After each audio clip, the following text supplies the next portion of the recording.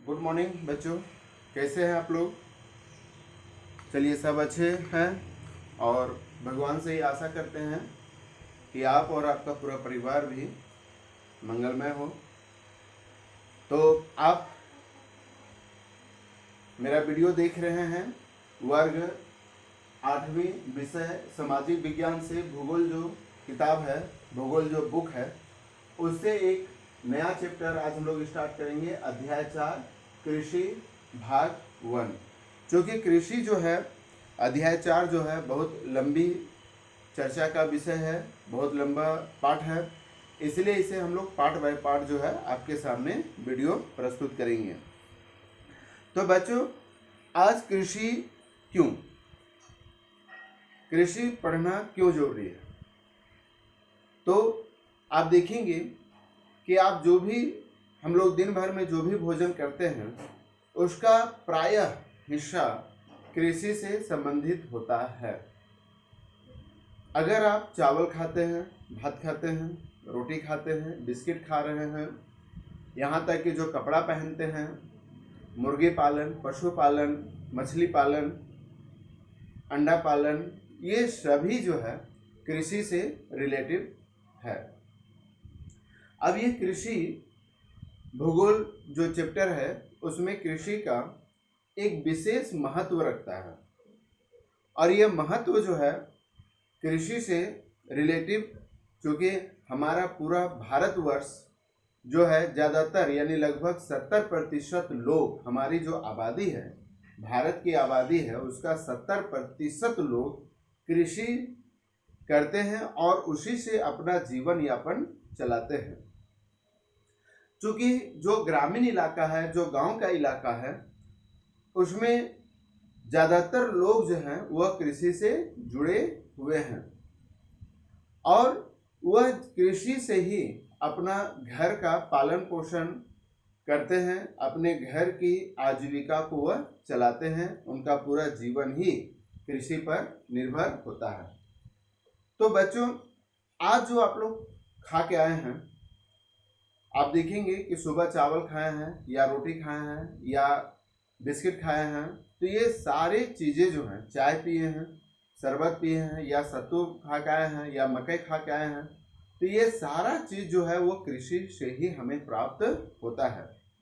तो चलिए आज हम लोग कृषि से संबंधित कुछ अंश को हम लोग आज चर्चा कर लेते हैं।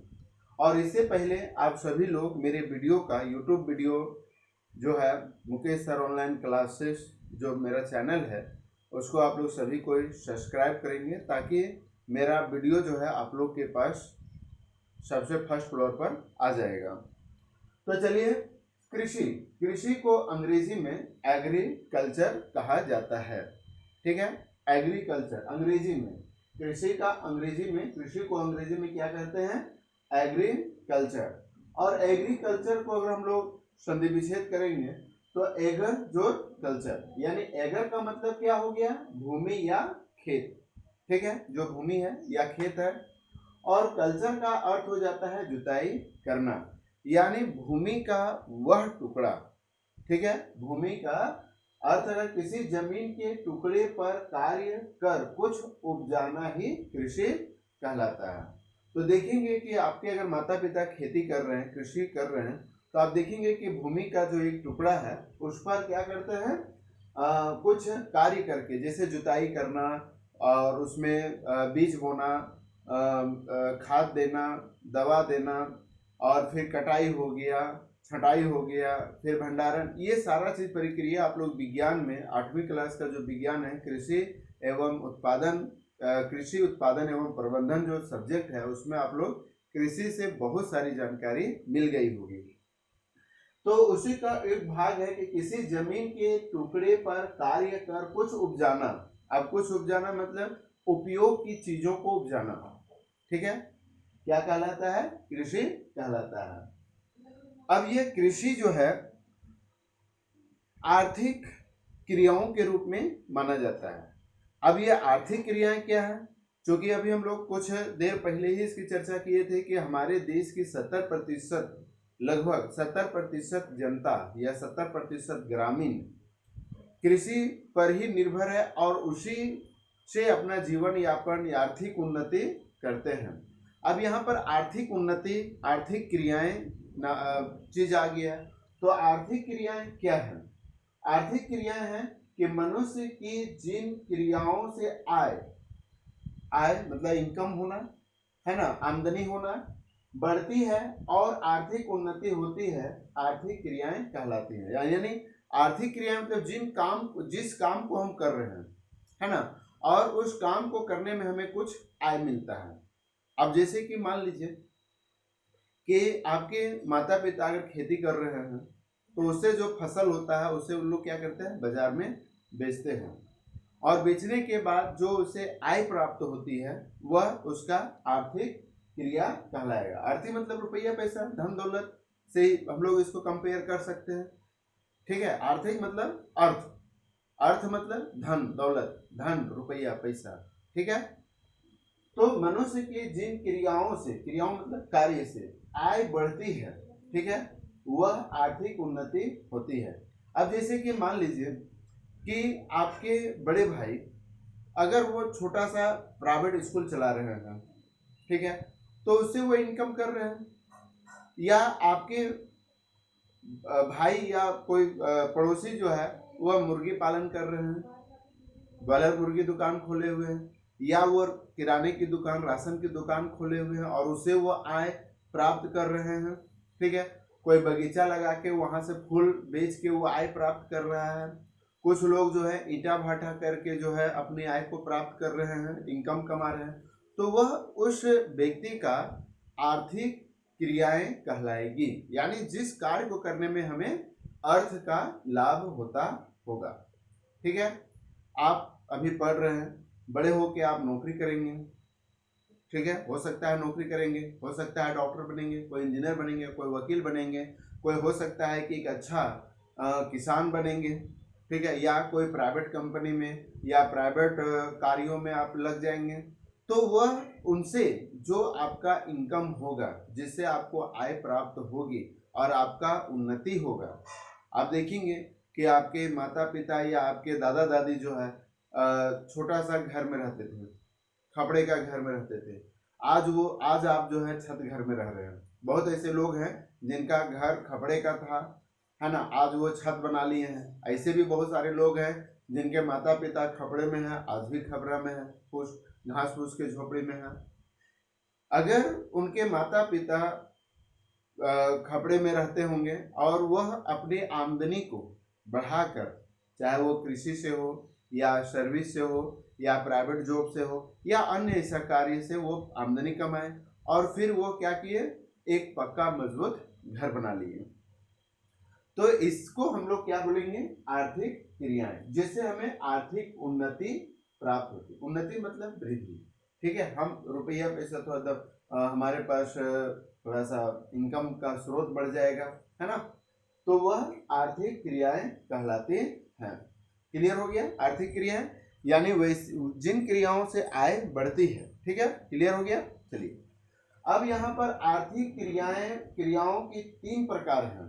ठीक है, यानी हम 3 प्रकार से आर्थिक क्रियाएं कर सकते हैं। पहला क्या है, प्राथमिक क्रियाएं, दूसरा है द्वितीय क्रियाएं, तीसरा है तृतीय क्रियाएं। अब यहाँ पर हम लोग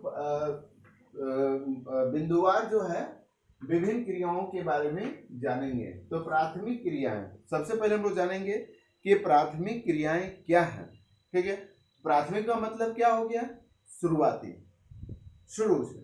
ठीक है, प्राथमिक मतलब शुरू से, यानी वे सारी क्रियाएं जिसका संबंध प्राकृतिक संसाधनों के उत्पादन एवं निष्कर्षण से है, यानी प्राकृतिक रूप से। ठीक है, जो प्रकृति से हमें जो संसाधन मिलते हैं, हम लोग पूर्व के चैप्टर में संसाधनों के बारे में पढ़ चुके थे। ठीक है, और उन संसाधनों से और उसके निष्कर्षण से, निष्कर्षण मतलब कि उत्पादन के साथ हम उसे नए चीजों में बदल लें से है, जैसे कृषि, खनन, मछली पालन, पशुपालन, है ना, ऐसे बहुत सारे काम हैं जो प्राथमिक क्रियाओं में आते हैं। अब जैसे हम लोग कृषि करते हैं तो कृषि क्या हो गया, डायरेक्ट प्राकृतिक संसाधन से जुड़ा हुआ है। हम पौधों को लगाते हैं, खेती करते हैं, तो उससे हमारा जो है वह प्राथमिक क्रियाएं कहलाएंगी। ठीक है, क्लियर हो गया।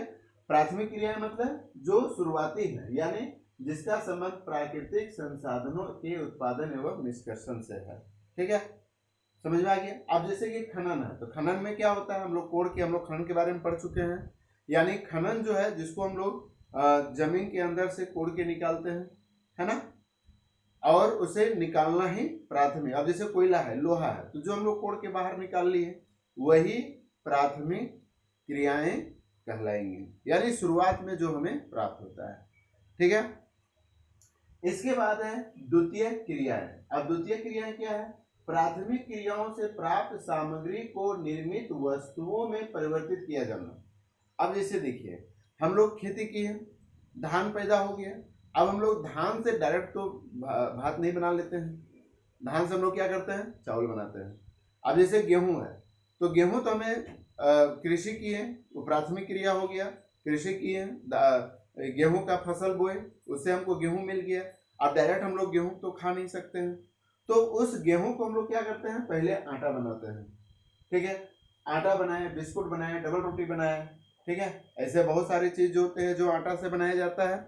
उसी प्रकार से अगर हम लोग चावल है, जैसे धान पैदा हो गया, तो धान से फिर हम लोग चावल बनाए, चावल से फिर हम लोग चावल से बहुत सारा खाने का सामान बनाते हैं, चावल से भात बनाते हैं, चावल से रोटी बनाते हैं, है ना, चावल से खीर भात बनाते हैं।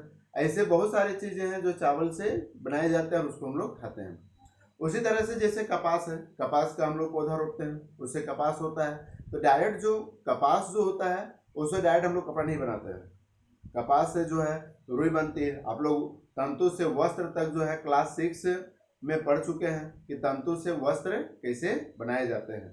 ठीक है, तो यानी द्वितीय क्रियाएं क्या हो गया कि जो प्राथमिक क्रियाएं हैं उससे हम निर्मित करके वस्तुओं को जो यूज करते हैं। जैसे गेहूं से क्या बनाए, आटा बनाए, बिस्कुट बनाए, डबल रोटी बनाए। उसी तरह से लोह अयस्क से क्या बना, लोहा निकालना हो गया। ठीक है, कपास से क्या हो गया, वस्त्र बनाना हो गया। यानी जो प्राथमिक क्रियाएं हैं, ठीक है, कृषि से जो हमें प्राप्त होता है उसको जब हम दूसरे रूप में ढाल देते हैं, ठीक है, जैसे कतारी है, कतारी एक प्राथमिक क्रिया हो गया। अब उस कतारी से हम लोग क्या करेंगे, गुड़ बनाएंगे या चीनी बनाएंगे। तो गुड़, कतारी से चीनी या गुड़ बनना, यह क्या कहलाएगा, द्वितीय क्रियाएं कहलाएगा। ठीक है, उसी तरह से हम लोग नमक यूज करते हैं। ठीक है, अब ये नमक कहाँ से प्राप्त होता है, हमें समुद्र से प्राप्त होता है। तो समुद्र हमारा क्या हो गया, प्राथमिक क्रिया हो गया। ठीक है, और जब समुद्र के पानी से जब हम लोग नमक बना लेंगे तो यह द्वितीय क्रिया हो गया। ठीक है, क्लियर हो गया। अब ये कपड़ा है, हम लोग कपड़ा पहने हुए हैं, ये कपड़ा क्या चीज से बना हुआ है, धागा से बना हुआ है, कपास से बना हुआ है। अब ये कपास हो गया, तो कपास से हम लोग क्या बनाए, तंतु बनाए, फिर उससे हम लोग धागा बनाए, धागा से फिर जो है वस्त्र बना, वस्त्र से फिर जो हम लोग कटिंग करके जो है दर्जी कटिंग करके हमारे लिए जो है बढ़िया कपड़ा बनाता है। तो ये द्वितीय क्रिया हो गया। ठीक है, क्लियर हो गया। द्वितीय क्रिया क्या है, सो यानी प्राथमिक क्रियाओं से प्राप्त सामग्री को निर्मित वस्तु में परिवर्तित करना ही द्वितीय क्रिया कहलाती है। इसके बाद है तृतीय क्रियाएं। तृतीय क्रियाएं क्या है, तृतीय क्रियाएं ऐसी क्रियाएं हैं जो प्राथमिक एवं द्वितीय क्रियाओं को सेवा कार्यों द्वारा सहयोग प्रदान करता है। अब मान लीजिए कि आपके पास गेहूं है, आप गेहूं से आटा बनाना है, तो हम लोग क्या करते हैं, उसके लिए गेहूं से आटा बनाने वाला जो आटा चक्की मिल होता है वहां जाते हैं हम लोग, है ना, गेहूं दे देते हैं, वह उसे पीस के आटा बना देता है। हमारे पास चावल पैदा हो गया, धान पैदा हुआ, अब तो धान को डायरेक्ट हम लोग भात नहीं बना सकते हैं, तो उसके लिए हम लोग क्या होता है, चावल बनाना पड़ता है। तो चावल बनाने के लिए जो भी सहयोग या जिस साधन से सहयोग हमें प्राप्त होता है उसे हम लोग क्या कहते हैं, तृतीय क्रियाएं कहते हैं। ठीक है, तृतीय क्रियाएं समझ में आ गया। यानी तृतीय क्रियाएं वो होती हैं जो प्राथमिक और द्वितीय, है ना, प्राथमिक एवं द्वितीय क्षेत्र की सेवा कार्यों द्वारा सहयोग प्रदान किया जाता है, यानी जो उसे बनाने में सहयोग करता है। ठीक है, जैसे में यातायात हो गया, संचार हो गया, व्यापार हो गया, विज्ञापन हो गया, बैंक हो गया। ठीक है, हाँ, ये सारी चीजें आएंगी। इसमें शामिल है हमारे आसपास के दुकानदार, धोबी, बैंक कर्मचारी, ब्यूटी पार्लर, ड्राइवर, डॉक्टर आदि सभी तृतीयक सेवा के अंतर्गत आते हैं। यानी जो जिस कार्य को करने में हमें सहयोग, अब जैसे कि मान लीजिए अभी ऑनलाइन क्लास हो रहा है, तो यह मोबाइल भी हमारा क्या है, एक संचार का माध्यम है। तो यह मोबाइल हमारे लिए क्या हो गया, तृतीयक क्रिया हो गया। ठीक है।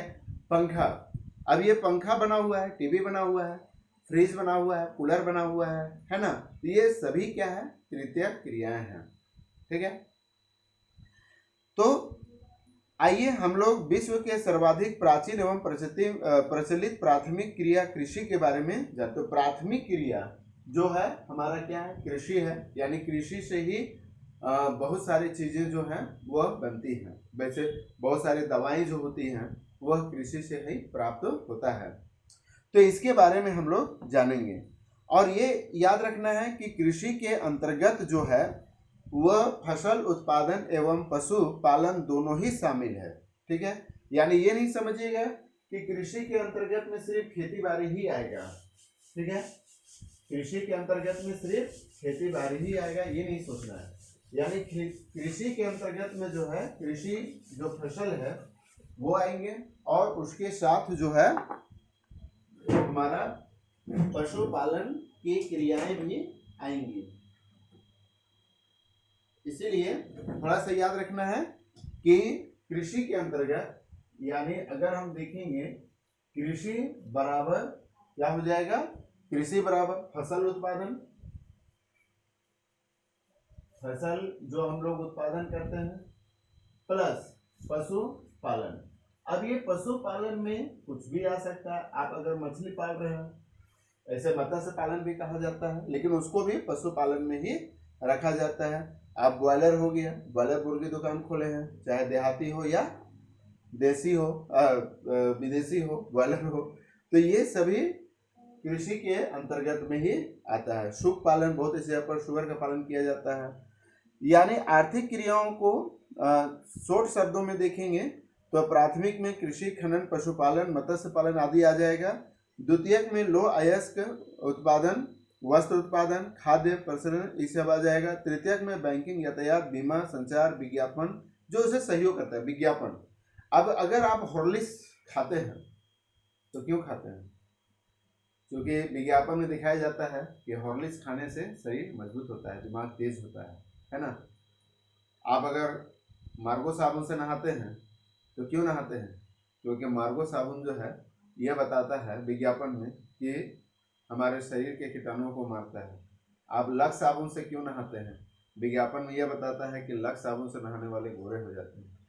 फेयर एंड लवली क्यों लगाते हैं, यह विज्ञापन से पता चलता है कि फेयर एंड लवली लगाने से आदमी गोरा हो जाता है, तब हम लोग उसको लगाते हैं। तो विज्ञापन का भी एक तृतीयक क्रियाओं में आ जाता है।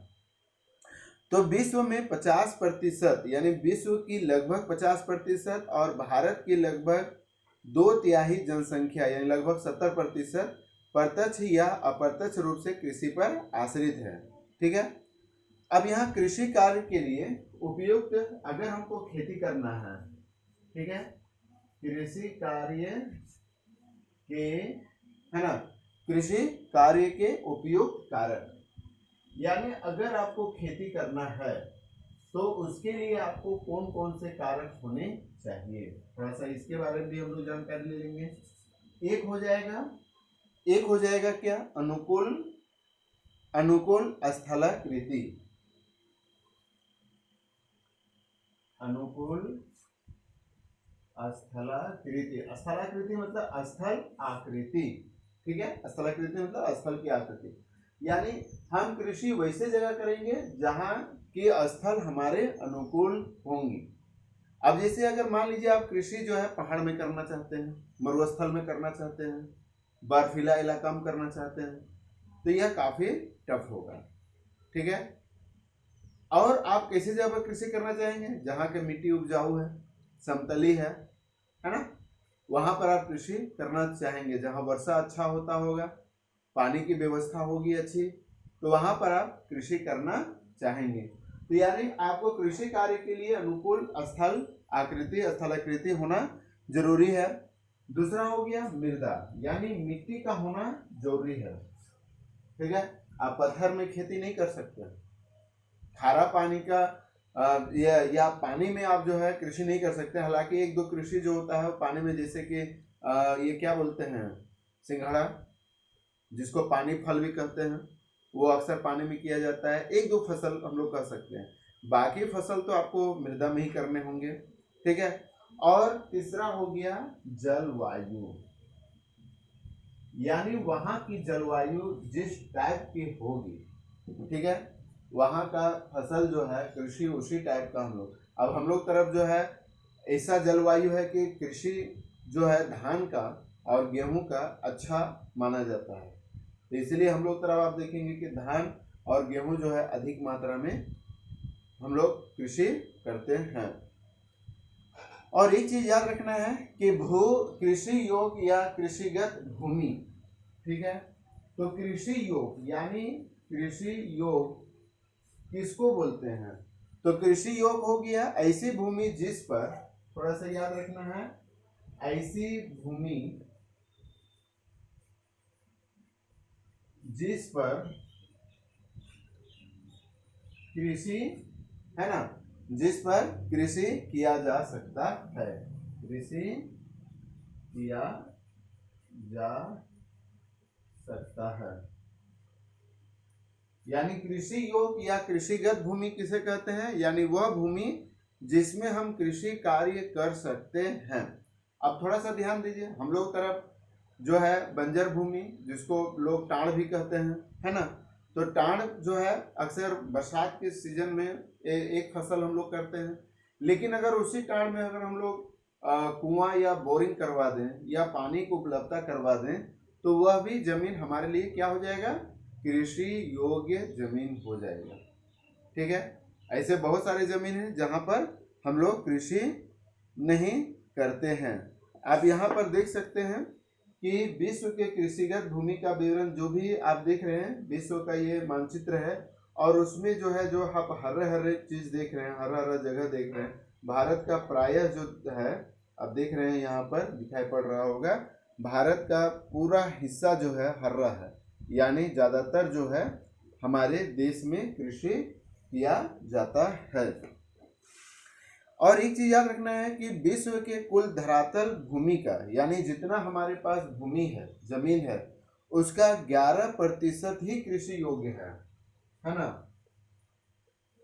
विश्व में कृषि योग्य जमीन कितना है, 11%। जितना हमारा विश्व में जो धरातल है, धरातल मतलब जिसमें जमीन है, उसका 11% ही जो है ज्यादातर जो है बर्फीला इलाका है, ठीक है, मरुस्थलीय इलाका है, उसके बाद जंगली इलाका है, दलदली इलाका है ना, और पर्वतीय इलाका है। अब हिमालय पहाड़ में कौन सा खेती होगा, वहां तो चारों तरफ बर्फ ही बर्फ है। तो मात्र 11% विश्व में जो है कृषि योग्य भूमि है। और भारत में, ठीक है, ये याद रखना है, भारत में लगभग 57% जो है कृषि योग्य भूमि उपलब्ध है। ठीक है, और लगभग 43% जो है भूमि मरुस्थलीय है, दलदली है, वन है ना, वन का भी रहना जरूरी है। तो ये होना जरूरी है। तो बच्चों आज हम लोगों ने यह जाना कि कृषि क्या है ना, और आर्थिक क्रियाएं क्या है, यानी कृषि से जो हम लोग आर्थिक उन्नति करते हैं उसके बारे में जाने, प्राथमिक क्रियाएं, द्वितीयक क्रियाएं, तृतीयक क्रियाएं जो है हम लोग जाने। उसके बाद कृषि कार्य के लिए कौन सी परिस्थितियां हैं, ठीक है, तो उसके लिए हमें अनुकूल स्थलाकृति, मृदा, जलवायु चाहिए। कृषि योग्य भूमि भी जो है हमारे लिए जरूरी है। तो इस तरह से आज हम लोग कृषि से संबंधित प्राथमिक, द्वितीयक और तृतीयक क्रियाओं के बारे में जाने। जब अगला वीडियो हम लोग बनाएंगे तो उसमें कृषि के प्रकार, कृषि तंत्र, यानी कृषि कितने प्रकार के होते हैं, और कृषि करने के लिए हमें कौन कौन से यंत्र लगते हैं, आप इसे जूम कर, ये पॉज करके आप इसे लिख सकते हैं। ठीक है, अब आप लोग को जो है कुछ होमवर्क जो है आप लोग को देंगे और आप लोग इस होमवर्क को बनाएंगे। यानी पहला होमवर्क जो है गृह कार्य आप लोग को दे देते हैं, पहला हो गया कि आर्थिक क्रियाएं क्या हैं, आर्थिक क्रियाएं क्या हैं, ठीक है। दूसरा हो गया आपके परिवार किस आर्थिक क्रियाओं के अंतर्गत है, यानी आपका परिवार जो है वह क्या काम करता है, ठीक है, उसके अंतर्गत में आएगा। अगर आपके परिवार के सदस्य, यानी परिवार का मतलब आपके माता पिता, ठीक है, आपके माता पिता किस आर्थिक क्रियाओं के अंतर्गत आता है, प्राथमिक की द्वितीयक की तृतीयक, इसको आपको लिखना है। तीसरा हो गया, तीसरा आप लिख सकते हैं कि प्राथमिक क्रियाएं क्या हैं, प्राथमिक क्रियाएं क्या हैं। चौथा हो गया द्वितीयक क्रियाएं क्या हैं। इसमें आप लोग उदाहरण भी देना है कि प्राथमिक क्रियाएं में कौन कौन है, द्वितीय क्रियाएं में कौन कौन है, तृतीय क्रियाएं क्या हैं।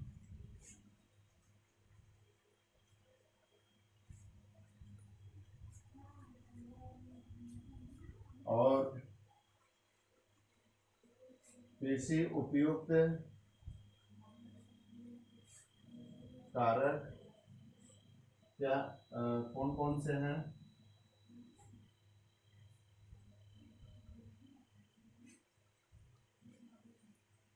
और लास्ट क्वेश्चन है कृषिगत भूमि किसे कहते हैं, ठीक है, कृषि कहते हैं। तो ये सभी जो है आप लोग को बना के भेजनी है, ठीक है, और इसको आप लोग पॉज करके जो है उतार सकते हैं, ठीक है। चलिए तब हम लोग फिर नेक्स्ट वीडियो में मिलेंगे, जिसमें हम लोग यह देखेंगे कि कृषि के कितने प्रकार हैं, और कोशिश करेंगे कि आप लोग को ज़्यादा से ज़्यादा जो है जानकारी दें। तब तक के लिए सभी कोई खुश रहें, आनंद से पढ़ें। धन्यवाद।